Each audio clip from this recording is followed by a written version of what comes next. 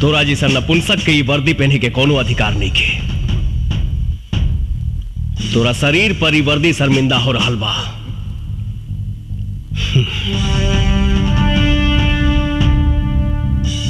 आप जाइए यहां से। आपसे तो हम बाद में बात करेंगे। एसपी, तू हमार बाप के पावर के नहीं जाना। तुरा के सरेआम सड़क पर नंगा करके ना घुमानी तो हम पर बाप के औलाद है की। अरे साला, एक बाप के औलाद अगर ते रहते तय कोई इज्जतदार लड़की के साथ ऐसा घिनौना हरकत कबो ना करते। तो राय बहुत महंगा पड़ी एसपी।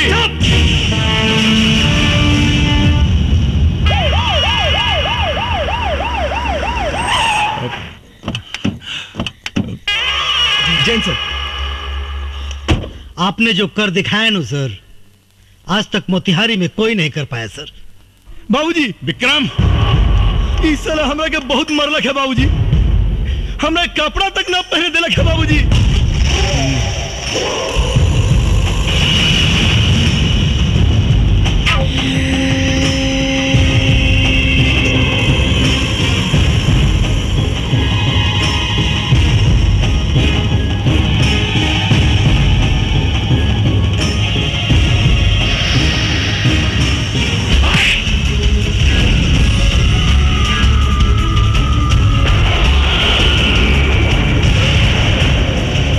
माननीय सांसद जी, हथवा उखाड़ कर आपके पिछवाड़ा में घुसेड़ देंगे। लाइसेंसी गुंडा है हम, का समझे? तेरा हिम्मत कैसे भाई हमारा बेटा के अंदर करे के? कुकर्म करे बा और बेटा कवन कुकर्म कैले बा? बलात्कार। बलात्कार? हाँ, एगो गरीब बेबस लड़की के साथ है। का सबूत है तोहरे पास? वो देखी, सामने बैठल भी है बेचारी। झूठ बोल के हमारा बेटा के फंसा रहल बा इस साली। सांसद जी, एकर फैसला तो अब कोर्ट में हुई।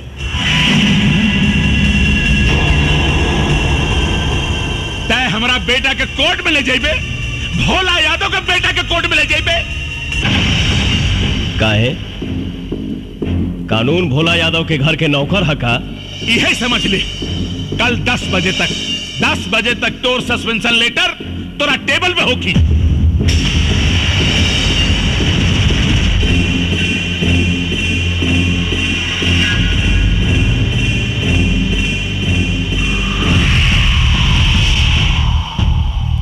टाइम देख ली, रात के 10 बज रहा बा। रात के 10 से सुबह 10 के बीच 12 घंटा होला।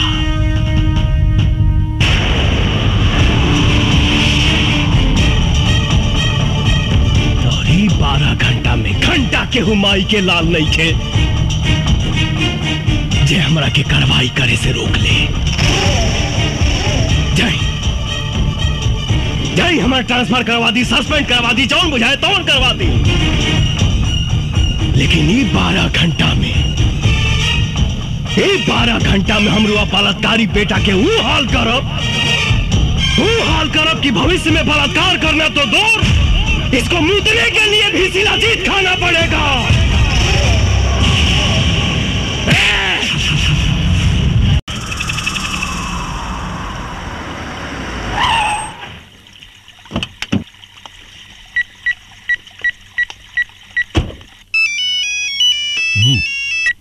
प्रणाम नेताजी।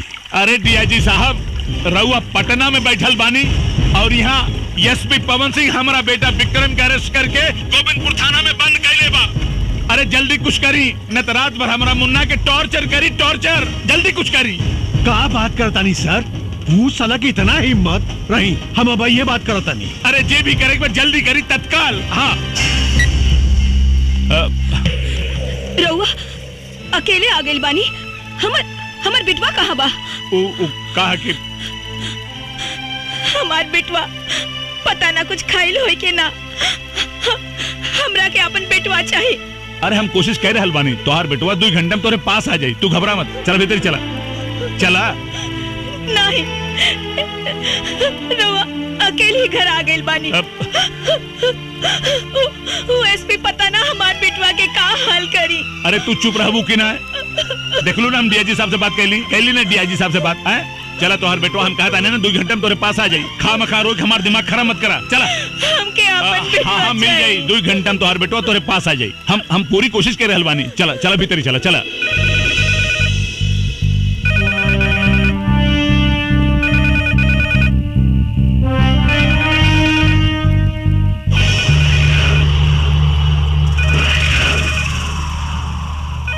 अरे चला, अरे कौन फोन तो उठाओ सरे। अरे वो फोन हमरा खातिर होता। अब तोरा पता चली तोरा औकात का बा, समझ ले एसपी। अरे फोन उठाओ। इतना रात के गुंडन के फोन आवेला, कोई फोन ना उठी। चल जो यहाँ से।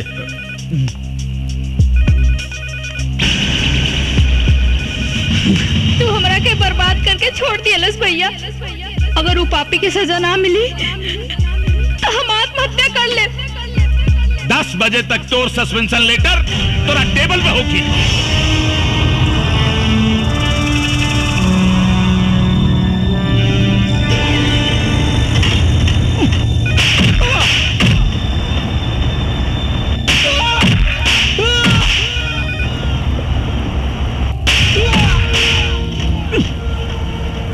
साला फोन का नहीं क्यों उठावत? ए ड्राइवर, गाड़ी भगाओ रे।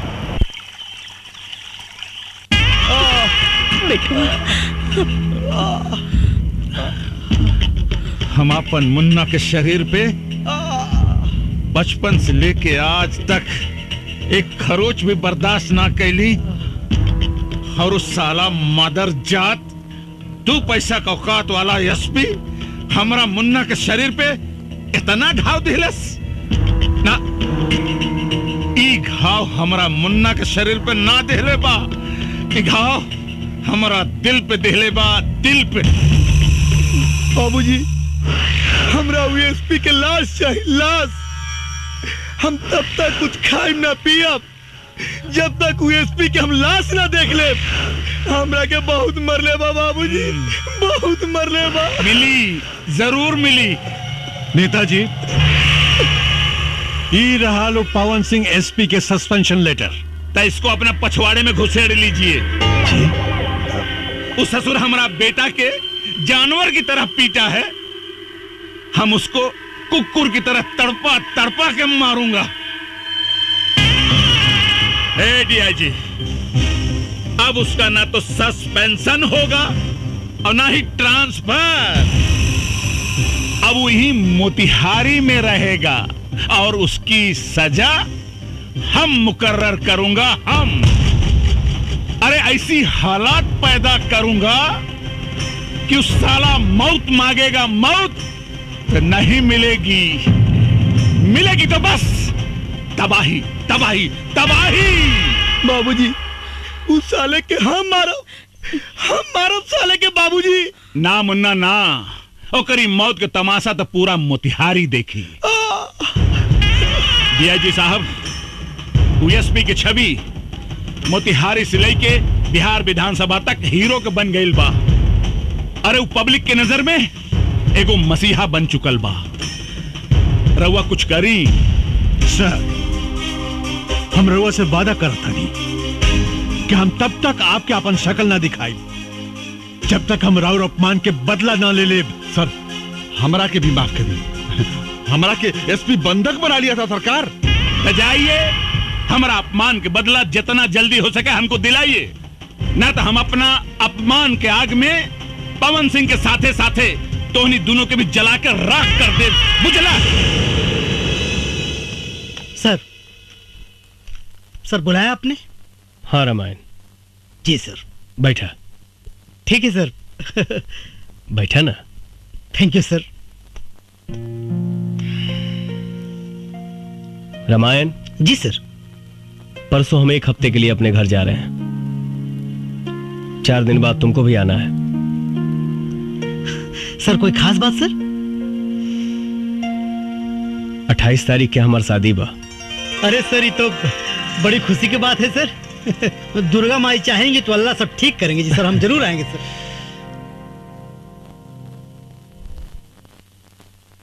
रामायण जी सर। तुम बहुत अच्छे हो। थैंक यू सर। तुम्हारे जैसा अगर हर इंसान हो जाए तो जाति धर्म के नाम पे लड़ाई ही ना हो। Thank you sir. यस सर, गोविंदपुर थाना को नक्सलवादी लूट रहे हैं। आप जल्दी से जल्दी आइए सर, प्लीज।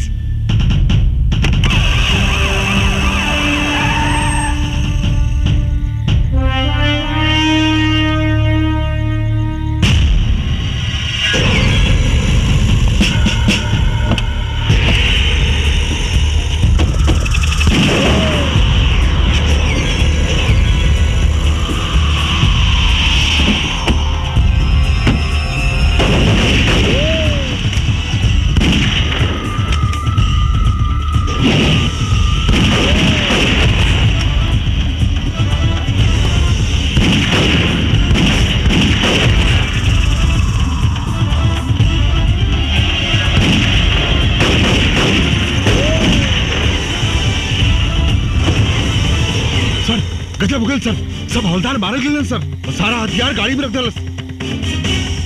तते मुंह का देखा तारे पोजीशन ले। हाँ। रामायण जी सर।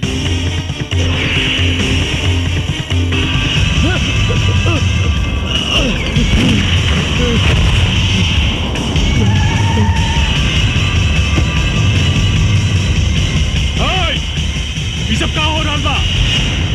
रुका लोग। सर, कुछ नक्सलवादी थाना लूटने की कोशिश कर रहे हैं। थाना लूटने की कोशिश कर रहे थे या आप आम सप्लाई करवा रहे थे? वो भी इस थाने को लुटवा कर। क्या बात कर रहे हैं सर? ठीक कह रहा हूं मैं। ये दरोगा ने आकर मुझे सब कुछ बता दिया है। बकवास मत करिए सर।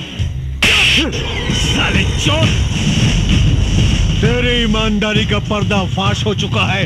Arm supplier. सरकार 50 लाख रुपया दिले बनी कि हथियार से भरल ट्रक निकाले खातिर। विश्वास ना होके तो चेक कर ली इनके गाड़ी। दारोगा। जी सर। जाकर इसकी गाड़ी की तलाशी लो। ओके सर।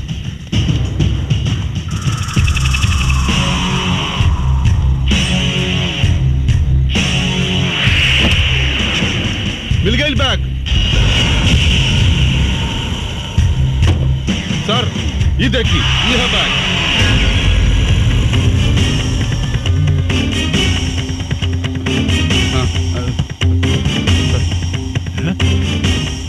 छी छी छी छी छी छी।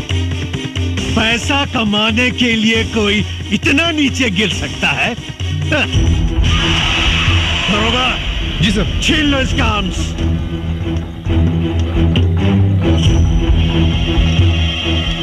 हमें जी गिरफ्तार करो इस देशद्रोही को।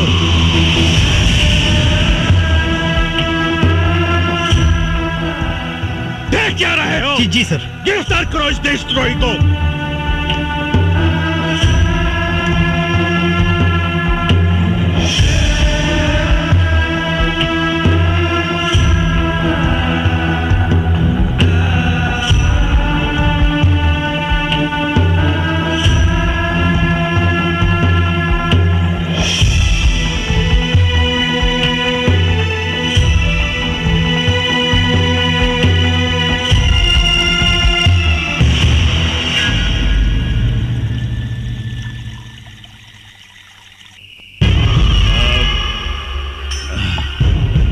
डीआईजी साहब, भाई आज हमारा करेजा के ठंडक मिलल। लेकिन हमारा आत्मा के शांति वो दिन मिली जौना दिन हम एसपी पवन सिंह के कुत्ता के मौत मारब। कुत्ता के। नेताजी वह दिन जल्दी आ जाई जब एसपी पवन सिंह अपन अपमान के आग में खुद भस्म हो जाई। नेताजी आज हमारा लोग के बड़ा खुशी के दिन बा। हाँ। ये खुशी में चार तब लगी का? जब कोई जश्न वचन हो जाए। हे दरोगा, दारू पिया दारू, जश्न भी होई भाई, दारू पिया।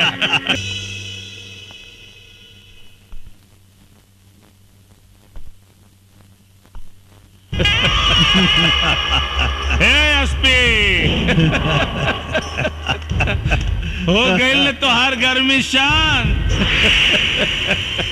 कुछ भी होके के चाहत रहल, लेकिन तोरा हमारा मुन्ना पर हाथ ना उठावे के चाहत रहल। तू हमारा मुन्ना के कोर्ट में ले जाए के सपना देखत रहले। हाँ, सपना तो सच हो गई।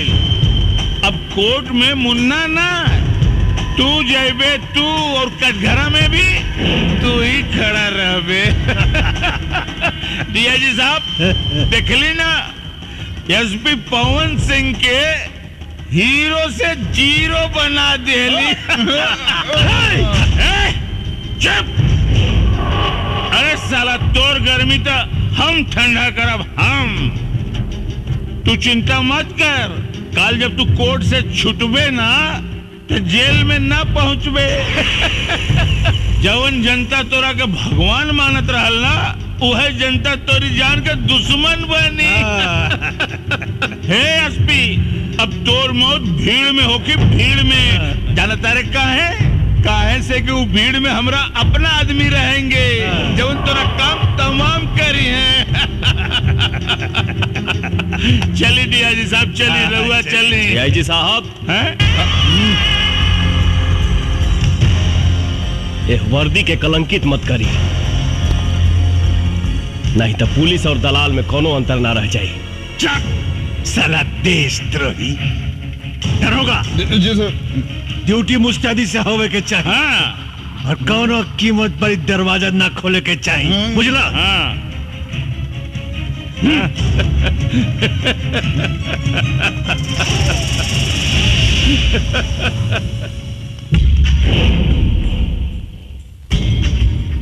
माननीय एसपी साहब, देखी ना पासा कैसे पलट गई। अभी कुछ देर में विक्रम बाबू आ रहे हैं।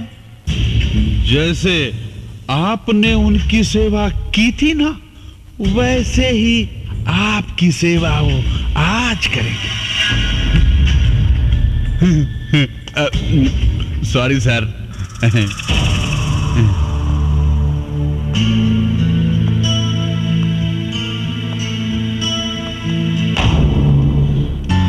साहब,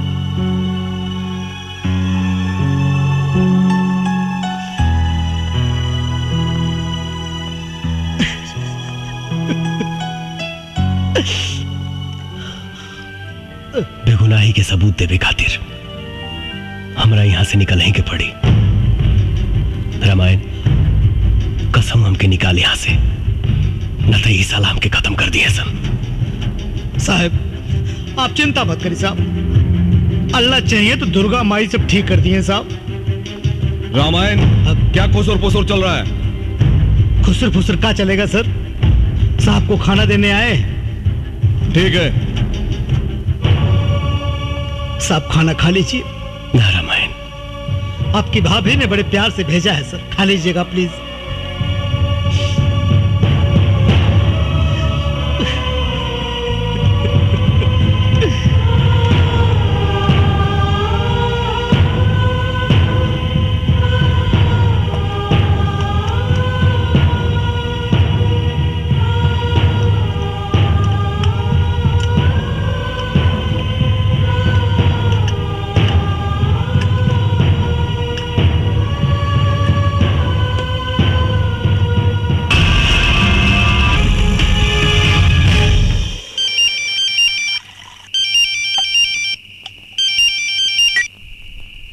हाँ बेटा विक्रम, अरे एसपी मर मरा गई का?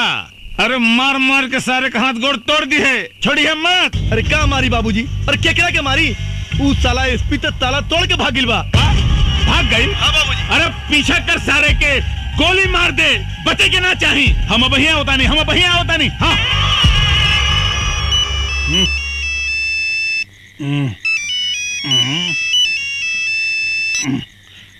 हाँ जी नेताजी। अरे उस साला एसपी पवन सिंह जेल तोड़ के भाग गई, पकड़ाओ करा के, न तो हम पूरे जिला में आग लगा दे। ना ना ना रहुआ फिक्र मत करी, हम अब ये कोनो न कोनो इंतजाम करता नहीं, फिक्र मत करी।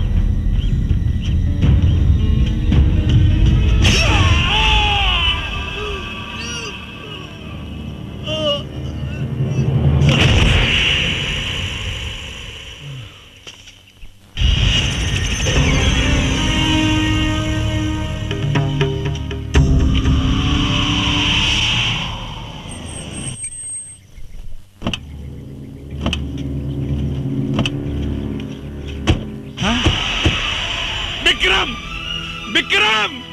अरे बेटा विक्रम! विक्रम! अरे बेटा विक्रम! अरे विक्रम के मार देलेस तोरा के बेटा? के मार देलेस? अरे देख विक्रम कोनो मार देलेस रे।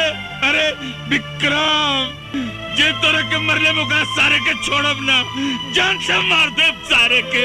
अरे हमार बेटवा के मार देलेस रे।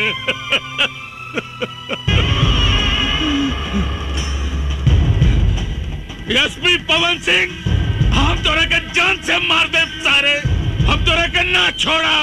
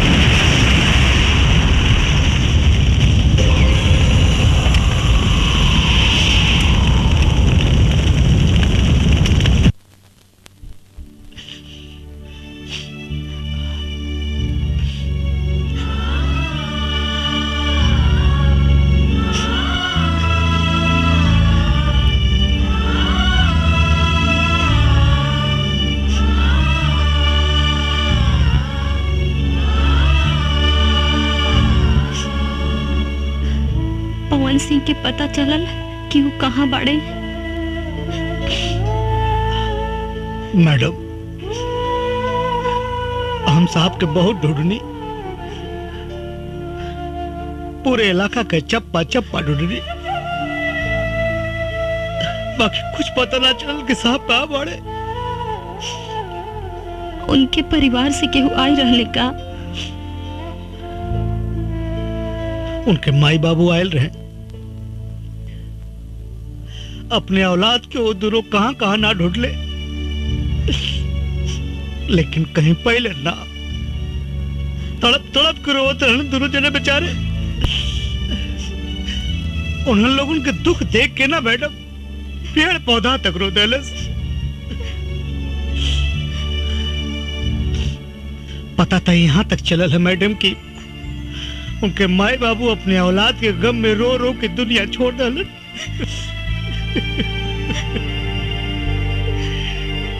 आखिर पवन सिंह गईले कहाँ? कुछ पता ना मैडम, लोग कहे कि मर गए पवन सिंह। नहीं, मेरा पवन कभी नहीं मर सकता।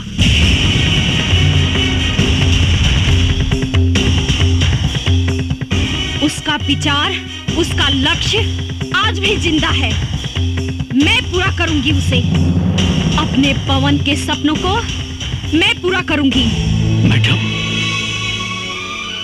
हम कुछ समझ नहीं ना। आपका पवन सिंह, आप जाने लो पवन सिंह साहब के? हाँ रामायण, पवन सिंह हमारे होने वाले पति थे। शादी होने वाली थी हमारी उनसे। हम दोनों बहुत प्यार करते थे एक दूसरे से। हमारा प्यार कॉलेज से शुरू हुआ था। तू हमेशा लेट आवेलू चित्रा। अरे आज कितना लेट हो गई ना। ये क्या बदतमीजी है? अंग्रेजी में समझाई कि हिंदी में? व्हाट? रैगिंग, रैगिंग हो रहा बा। तो हमरा के करा ना रैगिंग। Half ticket. हम हाफ टिकट नहीं की, तोरा नहीं क्या मालूम? कॉलेज में जितना लड़की बिया ना, वो सब हमार गर्लफ्रेंड बिया। अच्छा, हाँ। ये वो लेकर इतना तक आने का करता। तू रास्ता से हटबा कि ना? पहले हमरा सवाल के जवाब द, तबे हटब। कैसन सवाल? आई लव यू के हिंदी में का कहल जाला? हाँ बोला बोला बोला बोला बोला क्या निकू? बोला बोला ना, जल्दी बोला। Shut up. गलत जवाब। आई लव यू के मतलब बोला मैं तुमसे प्यार करती हूँ। तोहसे? अरे तोहसे तो हमार जूती भी ना प्यार करे।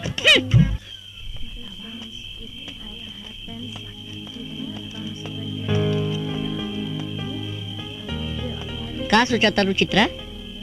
वो लड़का के बारे में इतना सोचा तारू तू? एक बात कही छोटू। हाँ बोला। वो लड़का सही मायने में मर्द बा। वो लड़का तोरा कहीं दिल चुरा के तो ना ले गई?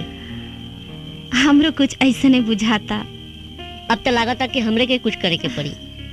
तू चला हमरा साथे। चला। कहाँ? चला ना, सब बता नहीं। चला।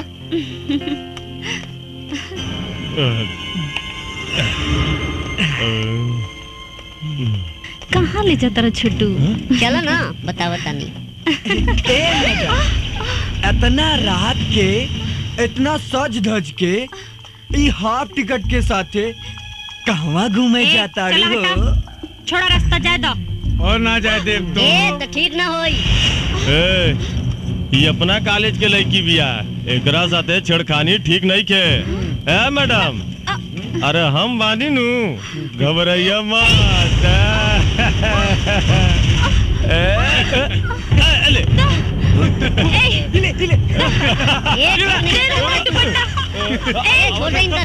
अच्छा ना हुई रे। दुपट्टा दे दे रे।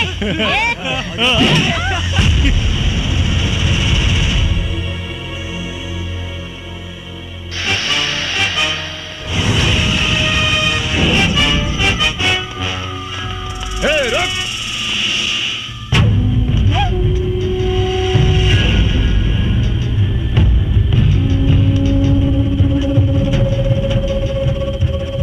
कॉलेज में पढ़ाई करे आइल बड़ा लोग, पढ़ाई करा जा, लड़की बाजी ना। अबे साले, लड़की देखी नहीं कि आगे हीरो बनने। अभी आईपीएस का एग्जाम दिया है, एसपी बना नहीं। पहले हम तो भोग लगा लें, तेरा भी नंबर आएगा। हाँ? चल लाइन में आ जा।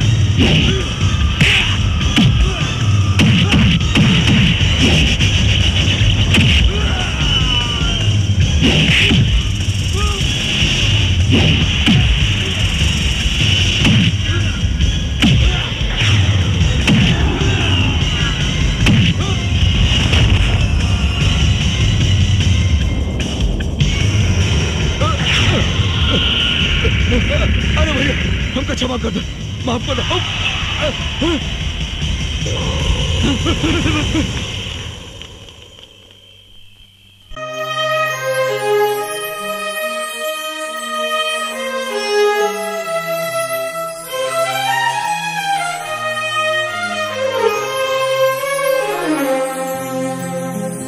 जी हमार ट्रेनिंग तो पूरा हो गई। अब तू अपन पढ़ाई पूरा करके वकील बन जा। हमरा तोहरा से शादी करे के बा। शादी कैला से पहले बाबूजी से बात करे के पड़ी। अच्छा जी, ठीक बा।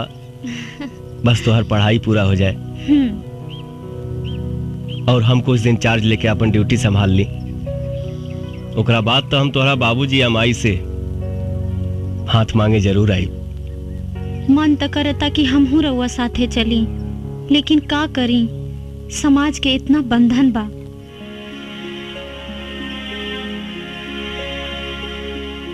तन मन से हम तोहके अपन पत्नी मान चुकल बानी। सामाजिक बंधन के ता अंजाम दे वहीं के पड़ी।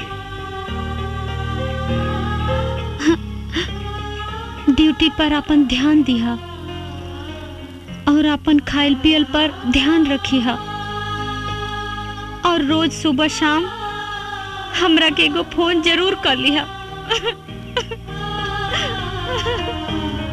ठीक बा। I love you. I love you too. मेरे पवन को दर दर भटकने पे मजबूर करने वाले लोगों को तड़पा तड़पा के मारूंगी। उसके अधूरे सपने को मैं पूरा करूंगी। एगो बात बतावा रामायण जी। लखिया के कोनो तस्वीर बा का? ना मैडम, आज ले लखिया की कोई सूरत नहीं के देखलस। मैडम वो तो गरीबन का मसीहा हो, चोरी छिपे हर गरीबन का मदद करेला। और मैडम एक बात हो, आज ले ओकरे बंदूक का गोले की निर्दोष के ना लागल, वो वही कमरलस जे मरे का हकदार रहल। कुछ भी हो, न्याय अन्याय कोई कानून के काम हो, लखिया के ना। अब हम अपन जंग ऊ कमीना लखिया के मौत से शुरू करब, मौत से।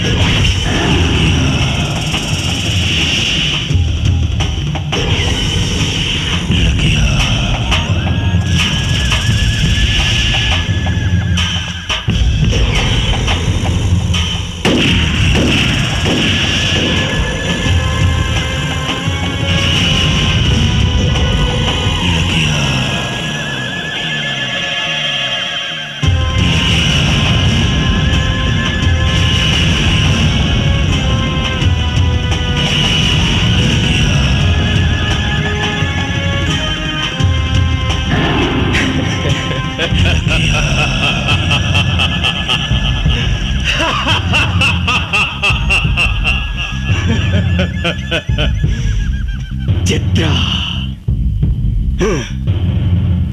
ये कौन चित्रा है रे?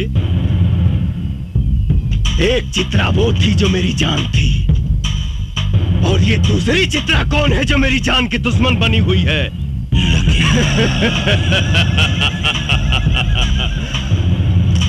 लखिया के मारे वाला भगवान के छोड़ के धरती पर केहू जन्म नहीं खेले ले।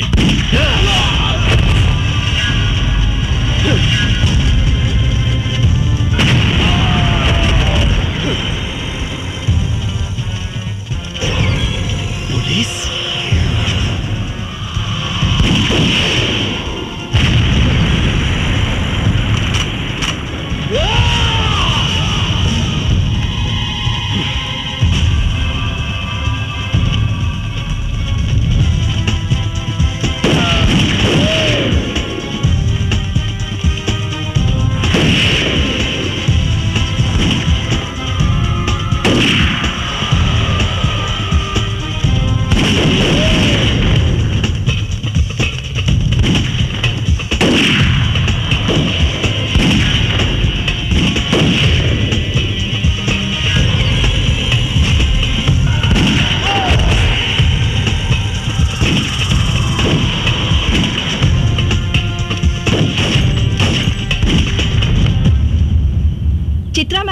लखिया के अड्डे पे जो पुलिस ने छापा मारा है उसके बारे में कुछ बताना चाहेंगे आप? जो काम 5 सालों में नहीं हुआ, हमारी टीम ने उसे 5 दिनों में कर दिखाया।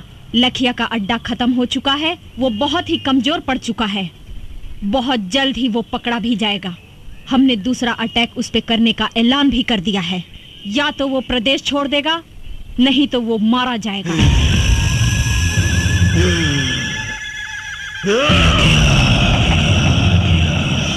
मरेगा, सब मरेगा।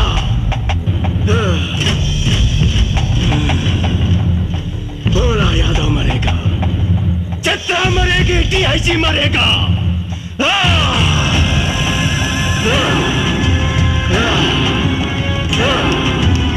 24 घंटा के अंदर मुझे चित्रा चाहिए।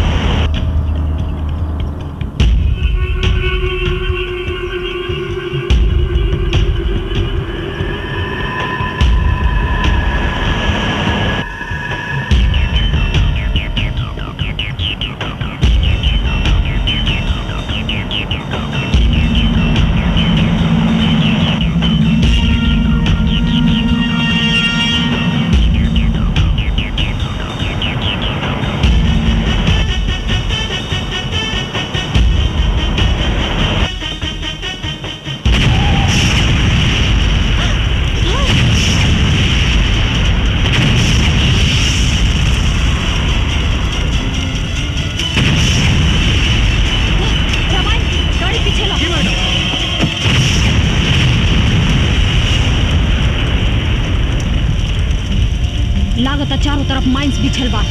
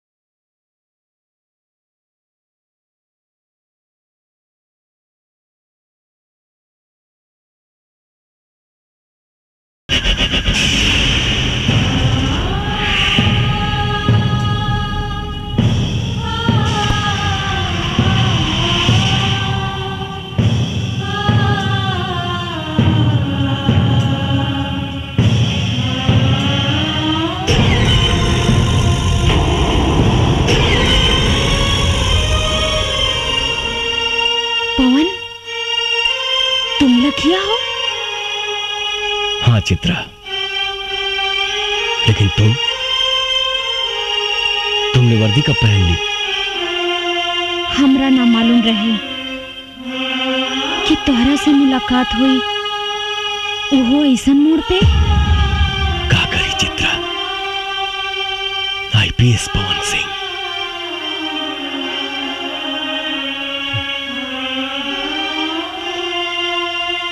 हालात हमके नक्सलवादी बना देलस। हमरा भी तोहर अधूरा सपना पूरा करेला वर्दी पहने पे मजबूर होके के पड़ल पवन। लेकिन पवन, कम से कम एक बार तो हमरा बारे में सोचता। अरे कम से कम एक बार हमरा से तू मिले तो आई रहा। कैसे थी चित्रा, अपना माथा पर कलंक के टीका लगा के अपना चित्रा पे तो भरोसा रखती हैं आप। आज भी बा,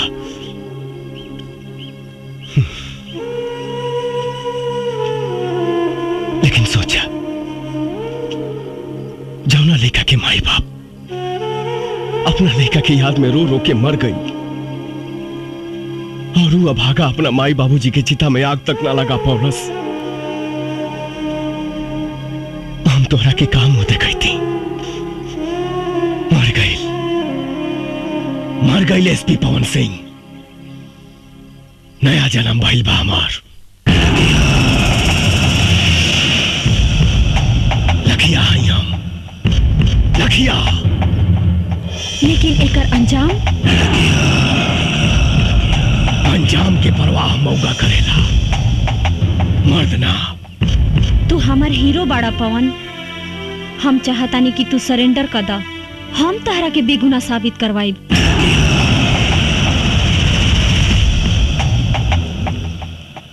कुछ ना करवाई वो तुम। कानून सजा दिलाई तहार दुश्मन भोला यादव के। कानून? कौना कानून के बात करता रू? कानून के भोला यादव रंडी बना के रख ले बा। अरे जौना देश में प्रधानमंत्री के हत्यारा के 12 साल बाद सजा मिलल, ओ कानून के बात करता रू? संसद पे आक्रमण करे वाला के दामाद के तरह बैठा के सेवा कई जाता। कसाब जैसन हत्यारा के सुरक्षा में करोड़ों रुपया खर्च हो गई बा। वो कानून का सजा दी भोला यादव के? हमरा तोहरा कानून पे भरोसा नहीं खे। बहुत जल्द भोला यादव जेल के अंदर हुई पवन। तू हमरा ऊपर भरोसा रखा। तू ना समझ बाड़ू चित्रा, हिंदुस्तान के जेल अपराधियन खातिर कोनो 5 स्टार होटल से कम नहीं खे। शायद तोहरा मालूम नहीं खे, इस देश में 25,000 ऐसे अपराधी हैं जो जेल के अंदर से अपना कारोबार चलाते हैं। 2500 अपराधी जेल के अंदर से किसी न किसी मंत्री या सांसद के लिए काम करते हैं। 250 अपराधी जेल के अंदर से चुनाव लड़ते हैं और 25 ऐसे अपराधी हैं जो जेल के अंदर से सरकार चलाते हैं। लेकिन पवन, जिस राह पे तुम चल रहे हो उससे भी तो तुम्हारी बेगुनाही साबित नहीं होगी। इसकी चिंता कहां थी पहले? अब तुम मिल गई बड़ू तो सोचा, अगर तू चाहता रो कि हम अपने आप के सरेंडर कर दी तो हमके 48 घंटा के समय था। हम वादा करते नहीं कि अपने आप के कानून के हवाले कर दे, लेकिन भोला यादव के खत्म करके। ठीक बा पवन, बाकी जाए से पहले तू हमार मांग भर दा। कहे से कि कानून के राह में शायद तू हमार गोली के निशाना बन जा और हम तहार विधवा बन के जियल चाहता नहीं। कैसे तुहार मांग भर दे चित्रा? हम तुहार सौतन लाइल बानी। सौतन? हाँ, एकरा से बियाह कइले बानी हम। एकरे मांग भर ले बानी हम। अब तो बस खून, खून, बस खून। तो पवन, यही सिंदूर से तू हमरो मांग भर दा। तहर इस सौतन के साथ समझौता को के जी ले।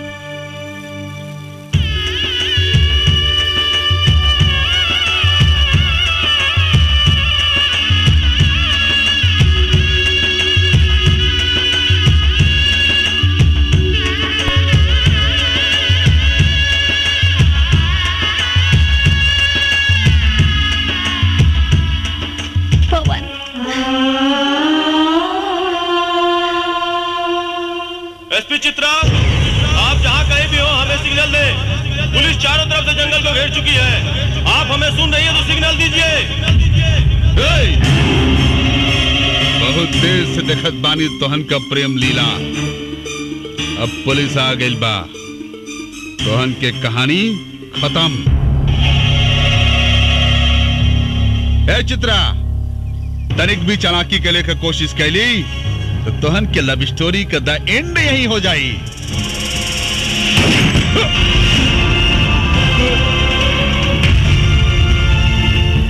रामायण साला दोगला पुलिस वाले पर गोली चलाता है।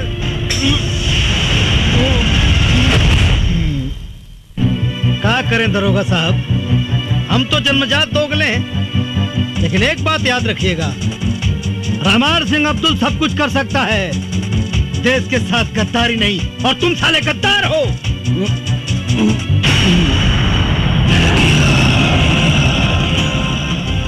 राजपूत के वादा बा 48 घंटा में मिला।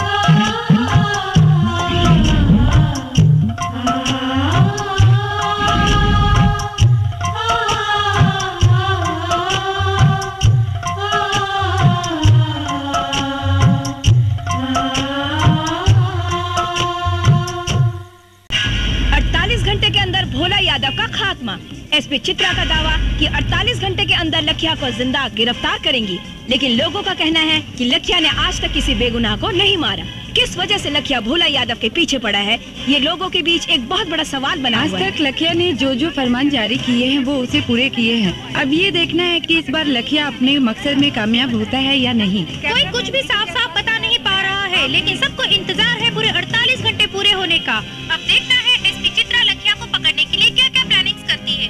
क्या एसपी चित्रा से किसे पकड़ पाएगी या नहीं? क्या लखिया अपने मकसद में कामयाब होगी? टीवी पर अखबारों में आपको अपना फोटो देखकर बहुत अच्छा लग रहा होगा ना। क्या जरूरत थी लखिया को उंगली करने की? अरे कोनो काम करने से पहले ओकर रणनीति बनावे के पड़ेला। रणनीति बना बना के 5 साल बीत गए। लखिया के एगो तस्वीर भी निकाल पाऊनी रहुआ लोग।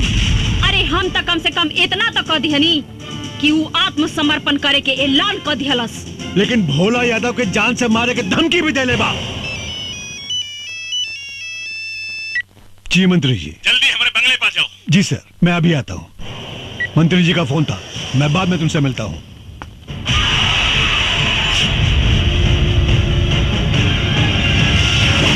नेताजी शहर के पूरे दीवार पर लिखा गईल बा और पर्चा भी बटा गईल बा।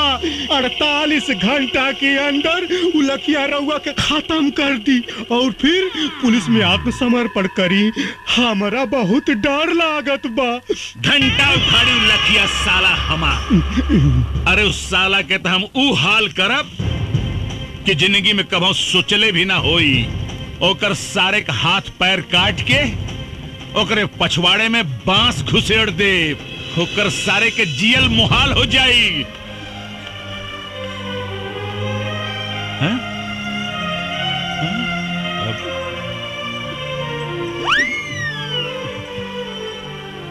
अरे का कह रहल बाड़ू?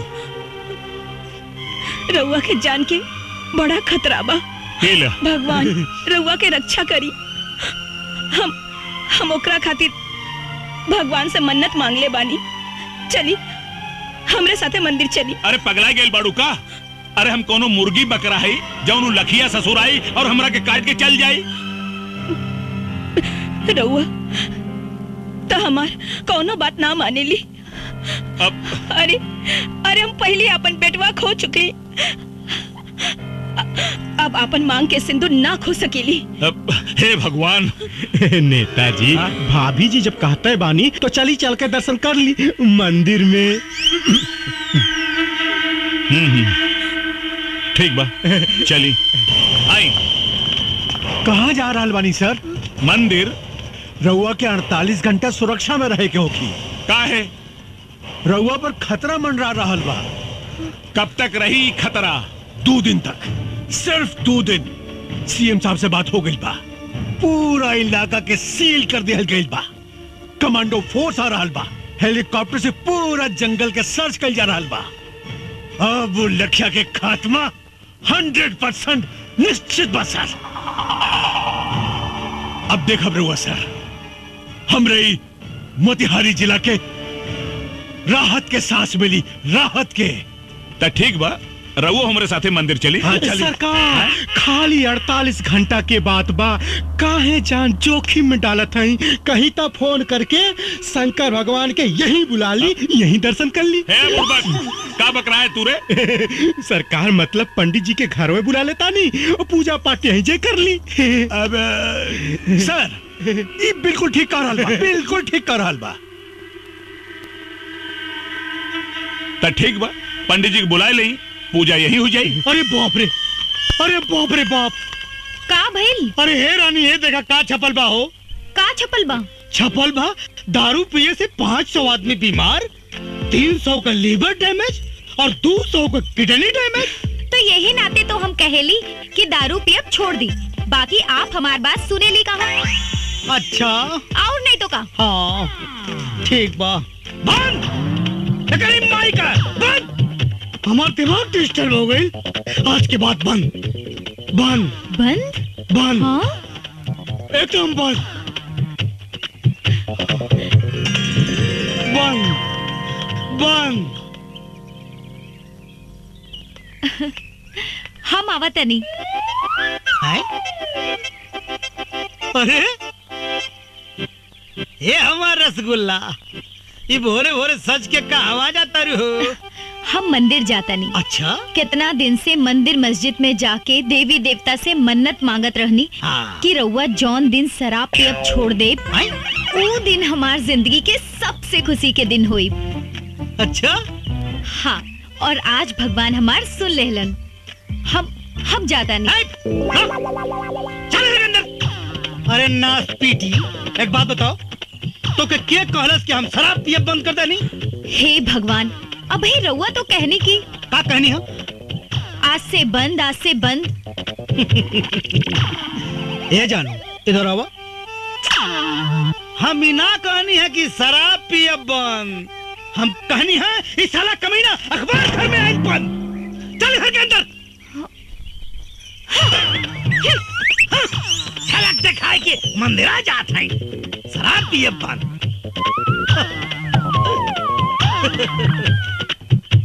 जियल अगर जरूरी बा तो पियल बहुत जरूरी बा।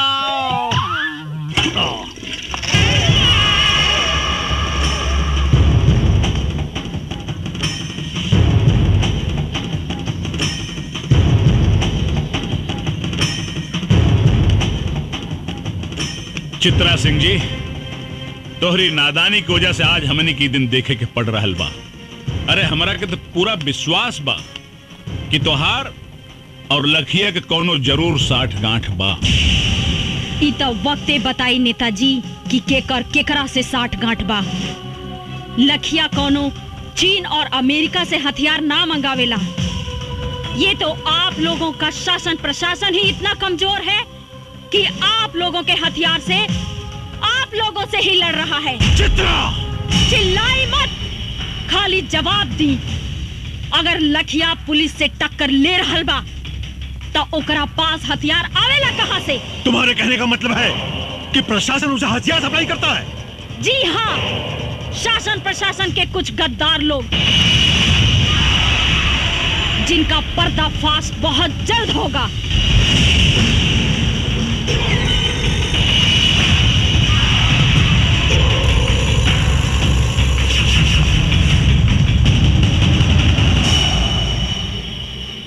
बिया जी साहब, यह औरत बहुत खतरनाक साबित हो सकेले। एकरा के कुछ करे के पड़ी। सर आप चिंता मत करी, एक करता हम वो हाल करब कि केहो के जिंदगी भर मुंह दिखाए लायक न रह जाए।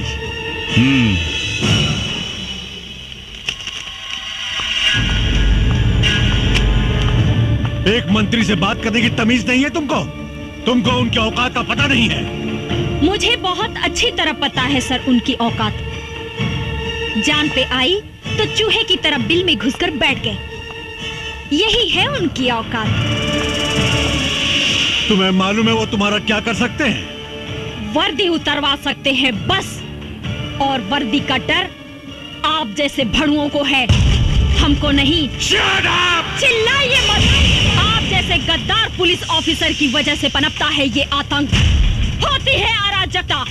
वरना पुलिस अपने पे आ जाए तो अपराधी अपराध करने के बारे में सोचने से पहले ही मुंह देगा। तुम हद से ज्यादा बढ़ रही हो चित्रा। यही हद तो हमको बार बार रोकता है सर। वरना आप जैसे गद्दार पुलिस ऑफिसर खाकी की शान को खादी के जूतों तले रौंद कर उसकी गरिमा को धूल में मिला रहे हैं। तुम मुझ पर इल्जाम लगा रही हो। बिल्कुल सर। जब कोई पुलिस ऑफिसर ईमानदारी से काम करता है, अपने काम को अंजाम देता है, तो नेताओं के एक इशारे पे आप लोग या तो उसका ट्रांसफर करवा देते हैं और नहीं तो उसकी वर्दी उतरवा कर खोटी पर टंगवा देते हैं। तुमको इस बात का अंदाजा है कि तुम किससे बात कर रही हो? जी हाँ, एक पुलिस ऑफिसर कम, दलाल ज्यादा हैं आप।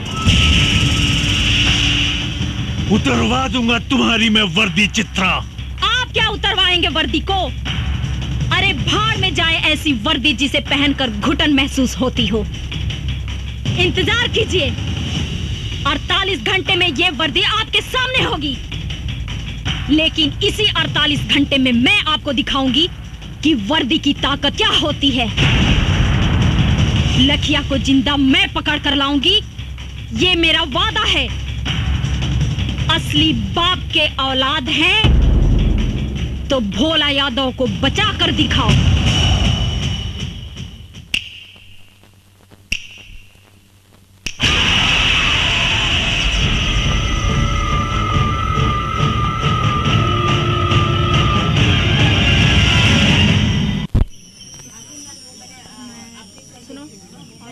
अच्छा, कैमरे की लेंस सारा सही से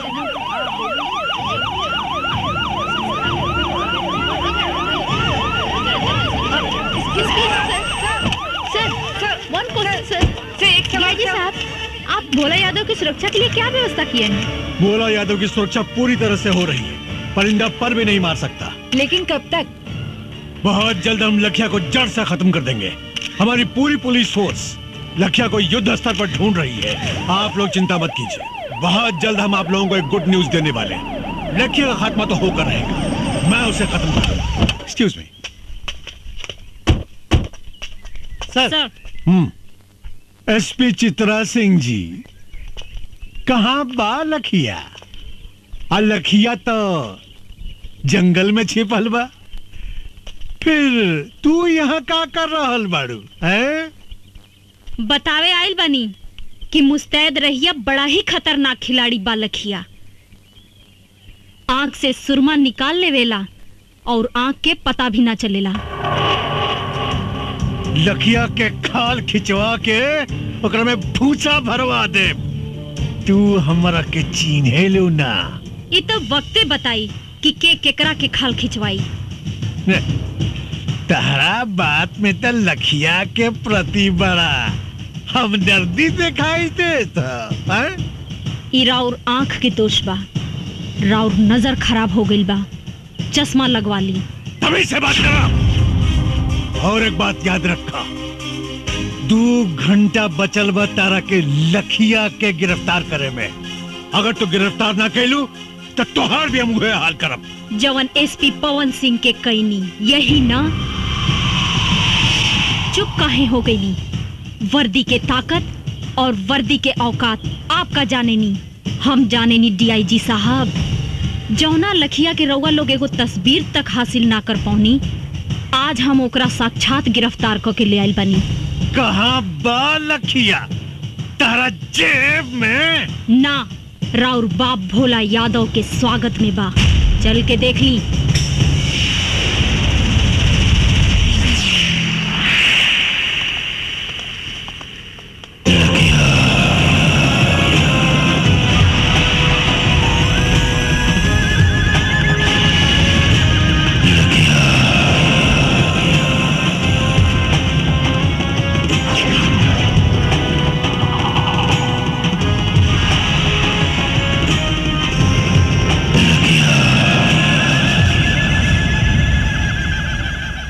आइए सर, आइए, स्वागत है आपका।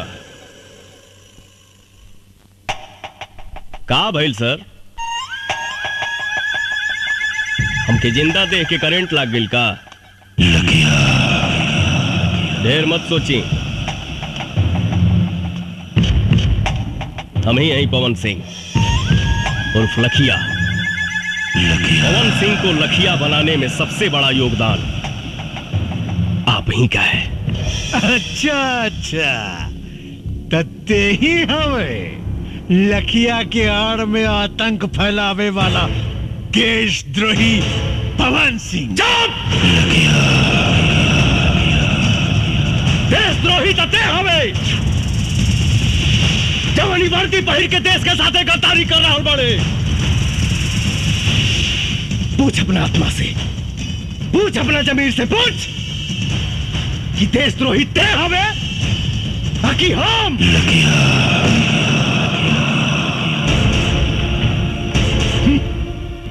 रस्सी जल गई मगर ऐठन ना गई। अगर तोरा भोला यादव के भड़ुआ गिरी ही करे के रहे तई वर्दी उतार के करते। पवन सिंह चिल्लाओ मत,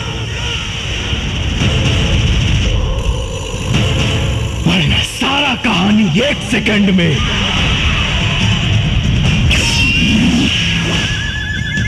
खत्म कर दे।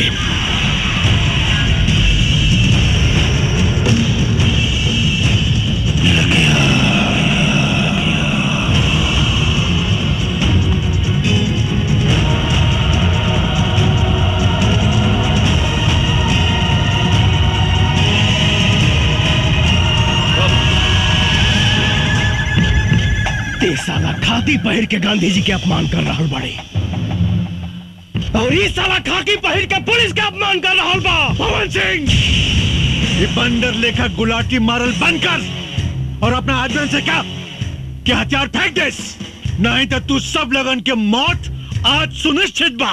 हे डीआईजी, है ये भाषणबाजी बंद कर और बाहर से फोर्स मंगाओ और खत्म कर सारे के, खत्म कर।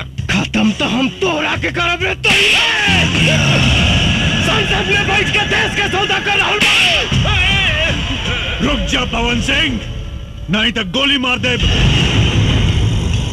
अरे तुम मुंह का दिखाता रे, मार गोली, मार। शेरनी के दूध पियले बानी, पवन सिंह के मारे ला करेजा चाहिए। भोला यादव के कुत्ता ओकर फेंकल रोटी खाए वाला साला हमरा के का गोली मारी।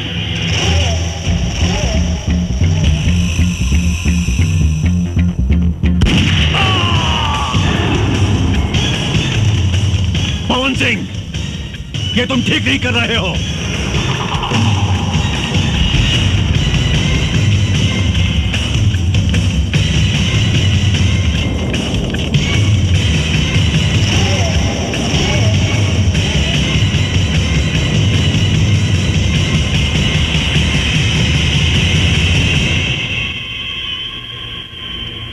एसपी पवन साहब, आप ही लखिया हैं?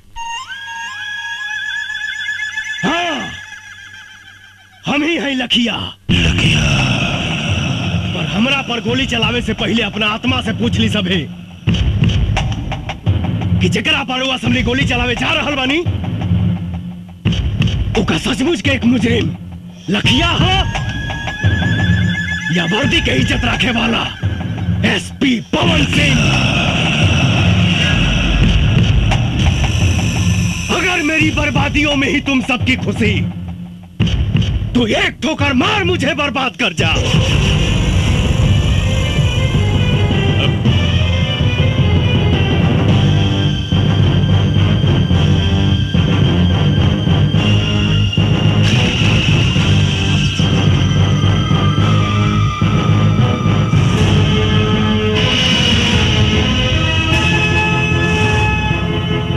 सर, हमने आपके जैसा ईमानदार पुलिस ऑफिसर नहीं देखा सर।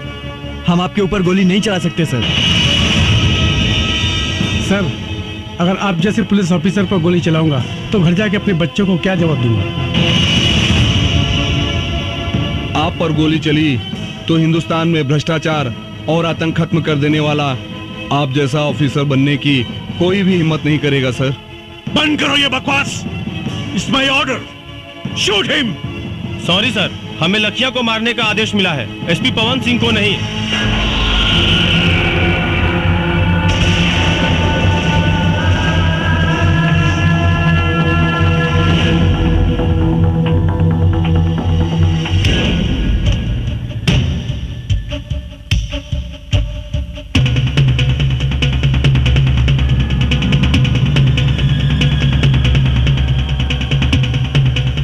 चाही तो एक साथ सारा मैगजीन तुम्हारा खोपड़ी में डाल दी।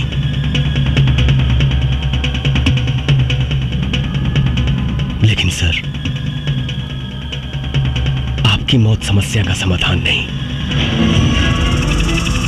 समस्या है भ्रष्टाचार, आतंक, और इसे हम पुलिस वाले ही खत्म करेंगे।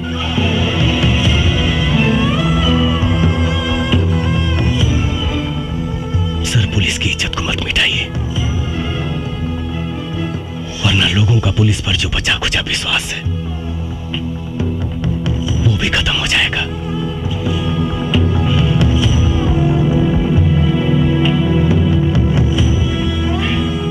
आपकी आने वाली पीढ़ी थूकेगी आप पर। सर, मैं ही अकेला भारत मां का बेटा नहीं हूं, भी उसी मां की कोख से जन्म लिए हैं। फिर आपका खून काला कैसे हो गया सर? बचा लीजिए इस वर्दी की गरिमा को, प्लीज। बस बस,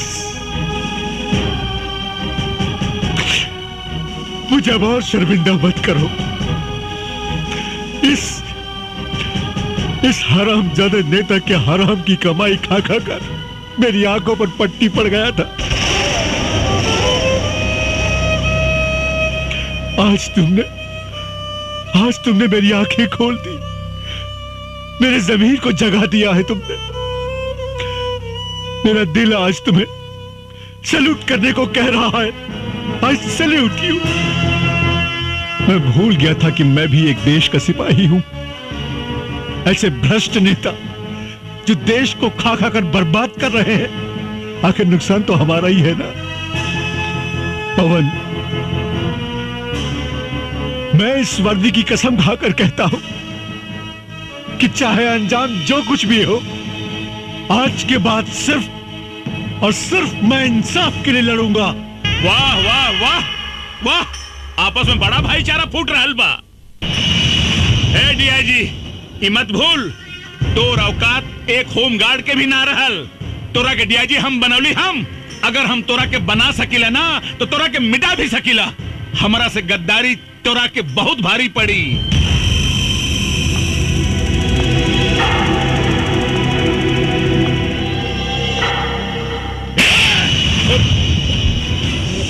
अंजाम की परवाह मऊगा करेले, मर्द ना। ए डीआईजी, ए साला, अरे तू अपने आप के मर्द कब से हो गए ले रे? जब से तोहरे जैसन मऊगा के साथ छूटल, अब मर्द के साथ मिलल।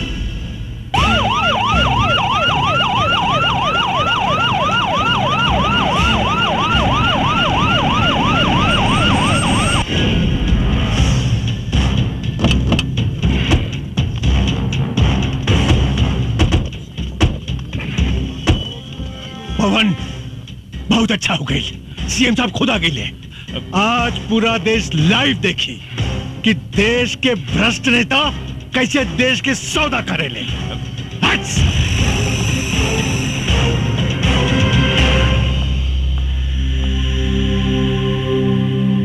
ये क्या हो रहा है डीआईजी? भोला यादव सुरक्षित तो हैं? जी सर, भोला यादव बिल्कुल सुरक्षित है, लेकिन लखिया ने उन्हें अपने कब्जे में ले लिया है। और एक बात सर, जिसे सुनकर आप सब लोगों को आश्चर्य होगा, लखिया और कोई नहीं, एसपी पवन सिंह ही है। क्या बकवास कर रहे हो?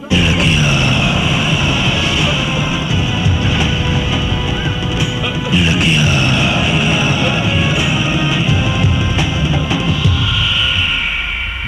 हाँ सीएम साहब, ये सच्चाई है। जी हाँ सर, भोला यादव के कहने पर ही मैंने थाना लुटवाने का नाटक किया। पवन सिंह की गाड़ी में मैंने ही पैसे रखवाए। पवन सिंह निर्दोष है सर, बल्कि सच्चाई तो यह है कि इन सारे गुनाहों की जड़ ये भोला यादव है।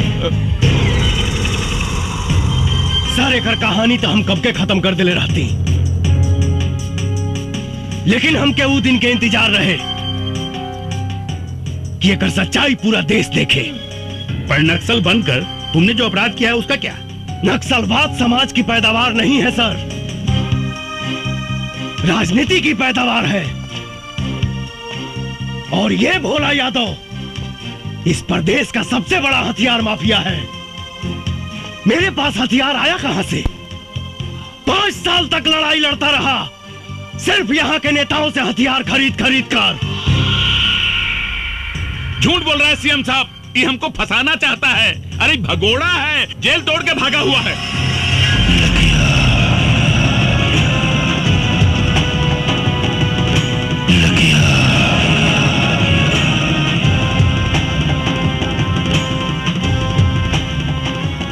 तोरा झूठ और सच के फैसला था अभी।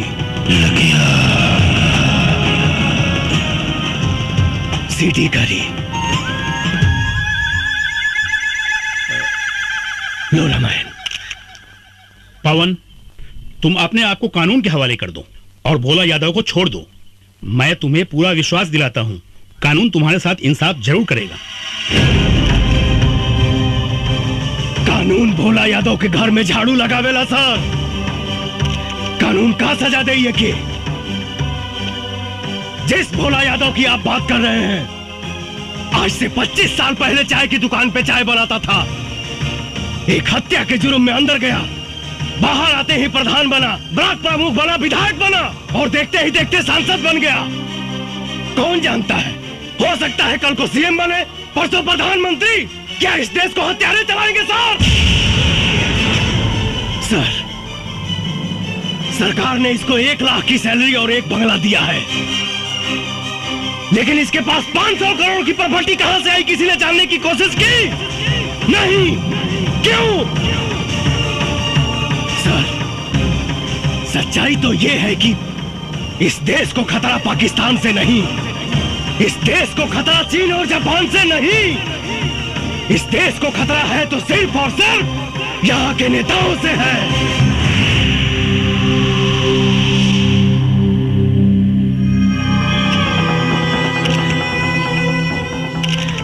सर, मैं निर्दोष हूं, कचरा साफ करने आया था, लेकिन इन लोगों ने मुझे मजबूत करने के बजाय मेरा हाथ ही काट दिया। बचा लीजिए सर, इस देश को अंधकार की ओर जाने से बचा लीजिए।